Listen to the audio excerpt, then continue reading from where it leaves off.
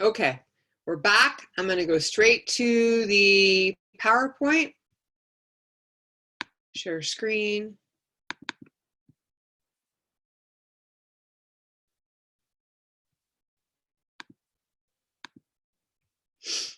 So common responses we have to what we call unfair treatment.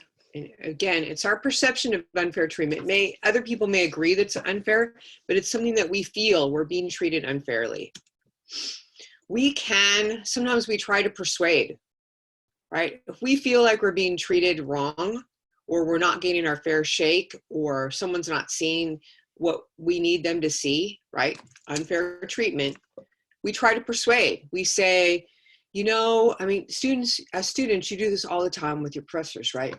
Ms. Brennan, last night I totally forgot about doing the assignment, and I know I can get it done in an hour or by 3 o'clock today. Will you please let me still turn it in?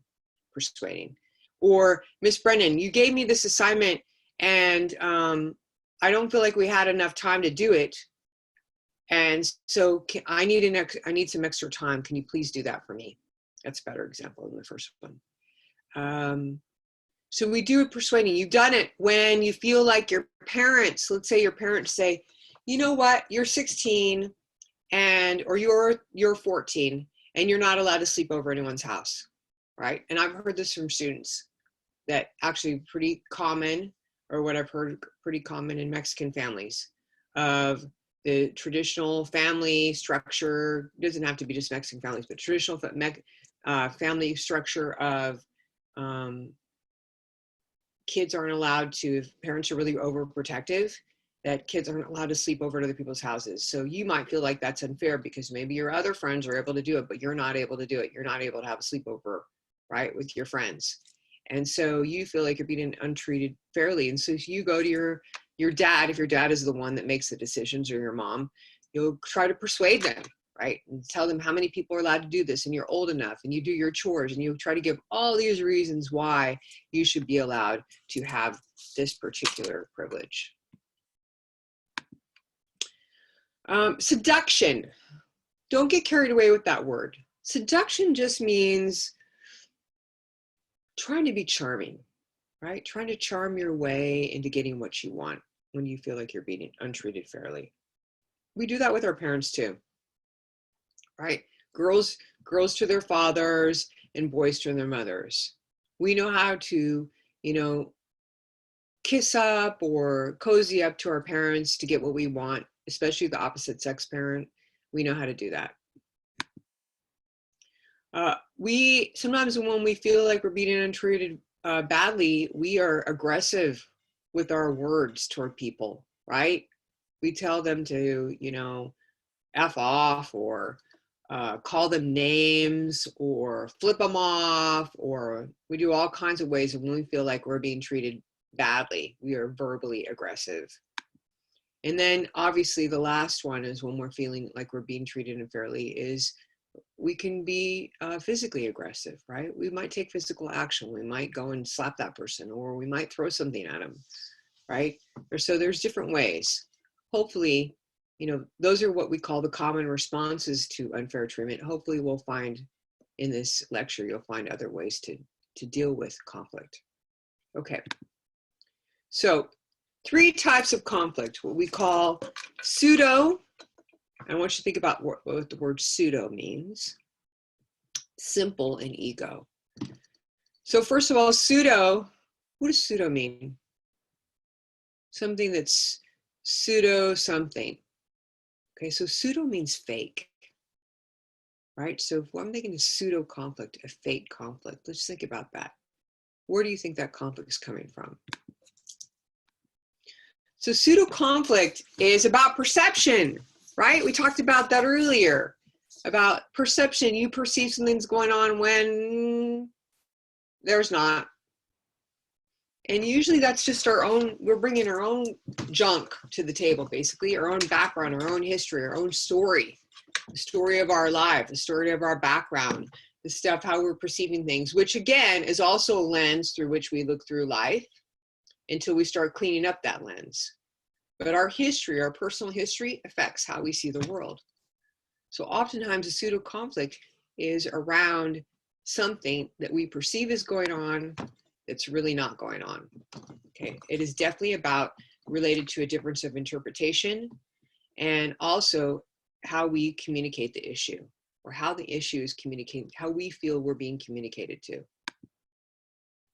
The resolution is to ask, you sounded mad when you said that. Are you mad at me? Or did I do something wrong? Is there something going on I don't know about? Make sure you say it in a way that the person doesn't feel like they have to be defensive. That's what it means by creating a supportive climate.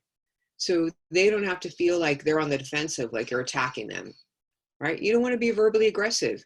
If you perceive like a conflict, and generally it's about your perception of something, you think something's going on, you just ask, right? You say, is there something going on? I'm not trying to make you feel defensive. I just want to understand, like you sounded like you were upset, but you're not upset. This is something hopefully you learn in your group. Here's what happens when you have a pseudo conflict if you don't address it. If you don't address the pseudo conflict that you feel like you're having, it can become something more, right? You may, what we call resentment.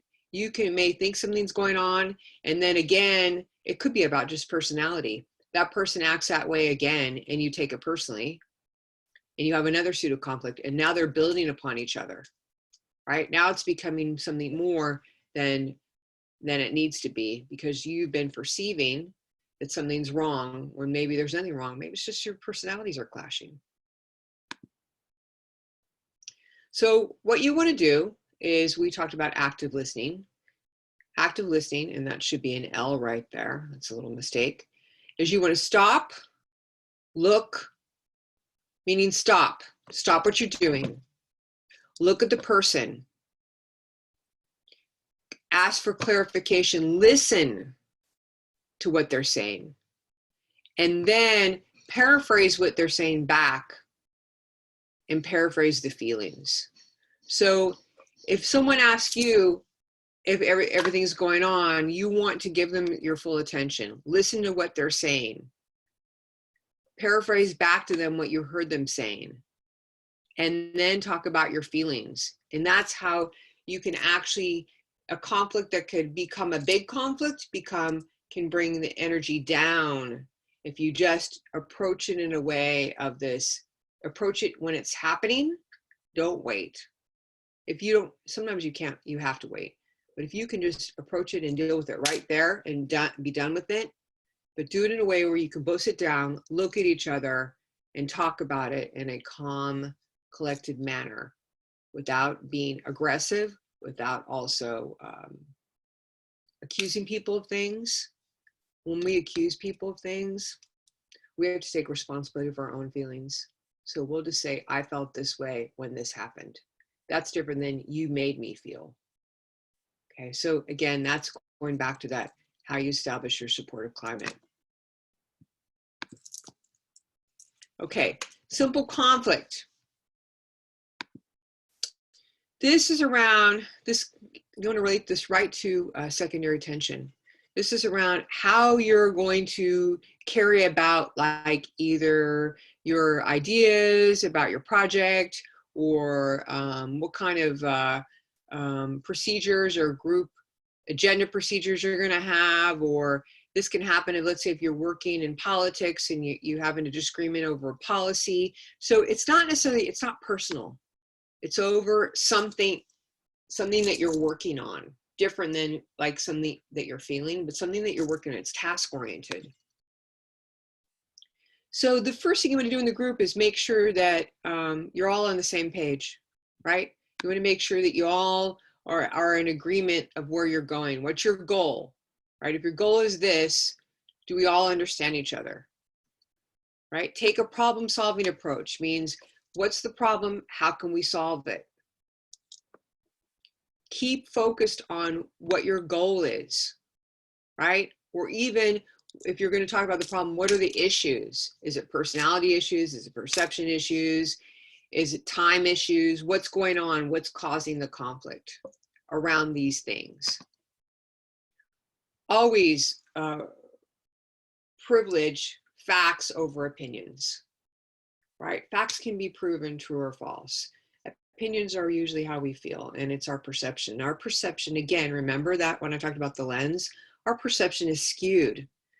Our perception is our perception, and it is colored by our culture, it's colored by our gender, it's colored by our ethnicity, it's colored by our race, it's colored by our economic privilege or lack thereof, it's colored by so many things, our background, our family history. So it's colored by a lot of different things. Try to look for other positions, other ways of seeing. Okay, so be open to that. When you try to manage conflict within the group, be open to seeing other ways, right? I understand that there's a time element, but you have to be respectful to other people that you're working with. That's the only way you're actually going to accomplish your goal in the long run in a way where you're all on the same page. So you have to be willing to hear what everyone has to say.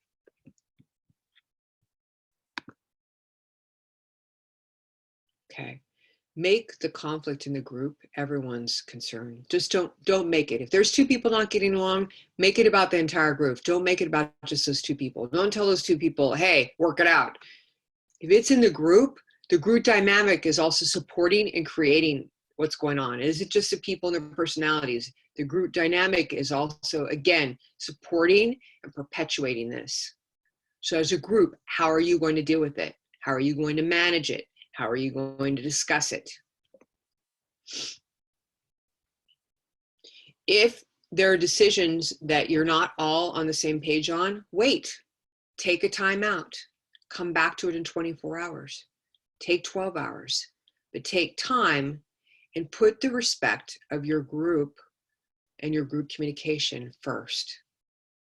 You will resolve a simple conflict so much better if you do that, if you don't rush it.